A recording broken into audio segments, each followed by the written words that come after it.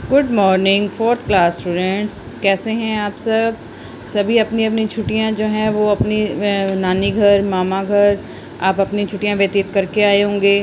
खूब मज़ा लिया होगा और आपने हॉलीडेज़ होमवर्क भी कर लिया होगा। तो चलो अब हम यूटी की तैयारी कर लेते हैं। जैसा कि अब आपको पता है कि आपके यूटी आने वाले हैं, तो हम उस हिंदी का जो हमारा यूटी है उसके सिलेबस अब हम स्टार्ट करेंगे, उसकी अब हम रिवीजन करेंगे। तो सबसे पहले हमें पार्ट 1 दिया गया है। पार्ट 1 के जो हैं ये कठिन शब्द हैं। सबसे पहले दिया गया है जंजीर, स्याही, मस्जिद, आराध्य, आ रा ध आधा ध य। आ के ऊपर पूरी लाइन नहीं आएगी। अ का जहाँ से 1 स्टार्ट हो रहा है वहाँ से आप लाइन लगाएंगे और र का जहाँ 1 बना हुआ है वहाँ तक लाइन लगाकर रुक जाएंगे। ध धनुष के ऊपर लाइन नहीं आती है, इसलिए हम यहाँ पर लाइन नहीं लगाएंगे। फिर य पर लगाएंगे। आराध्य, देवालय, मानवता, देदत्व, मनुजत्व, अमरत्व, सुकुमार, उपवन, स्वीकार, श्रृंगार, स्वर्ग, संसार। अब इसके बाद हम क्या लर्न करेंगे? शब्दार्थ। पराया, पहला नंबर पे क्या दे रखा है? पराया। इसका अर्थ क्या है? दूसरे का या अपने से भिन्न। भिन्न का मतलब अलग भी होता है। दूसरे का या फिर अपने से भिन्न, दोनों में से आपको जो आसान लगे आप दोनों में से एक लर्न कर सकते हैं। घट घट में, स्थान स्थान पर, आराध्य, आराधना, पूजा करने योग्य, देवालय, मंदिर, अभिमान, गर्व।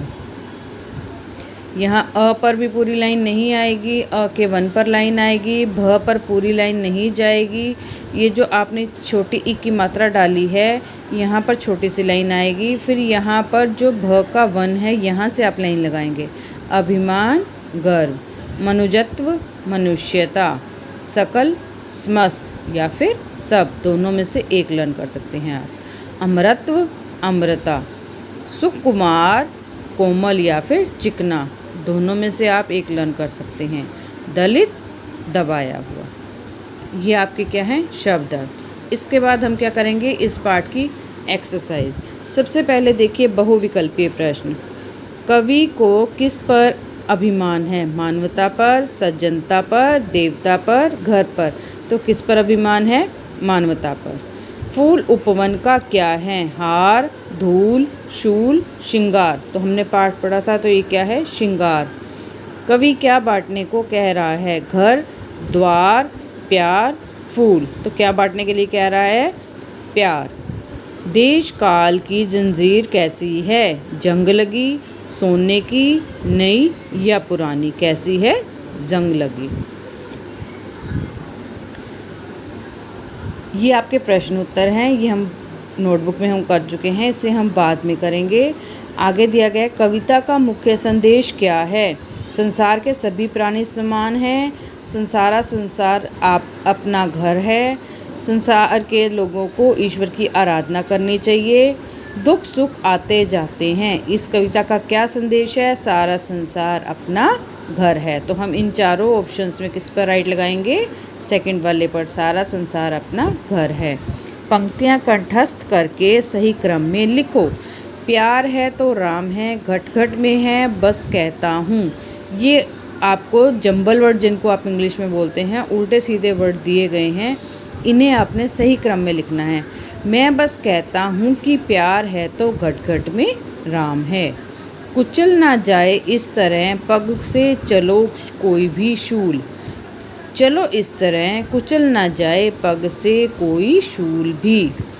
यह धूल भी हंसे तुम्हारे साथ, हंसो इस तरह। हंसो इस तरह, हंसे तुम्हारे साथ यह धूल भी। ओके।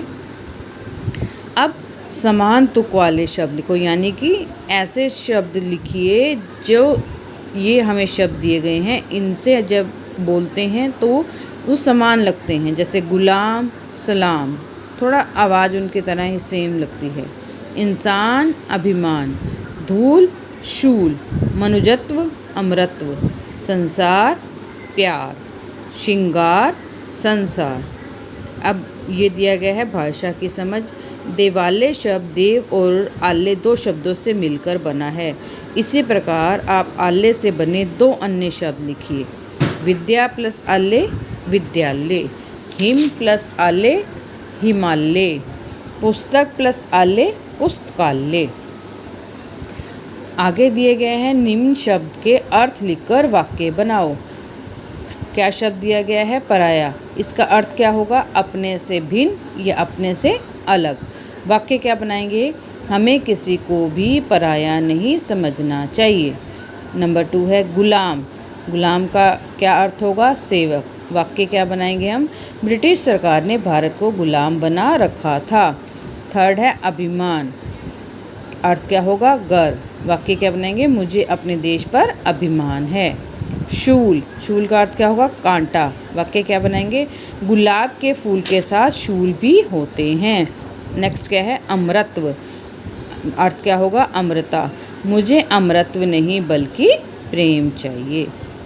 आपने कल शब्द अर्थ और ये सारी एक्सरसाइज लर्न करनी है। इसका आपका टेस्ट होगा और इसके बाद हम प्रश्न उत्तर करेंगे। Okay, thank you.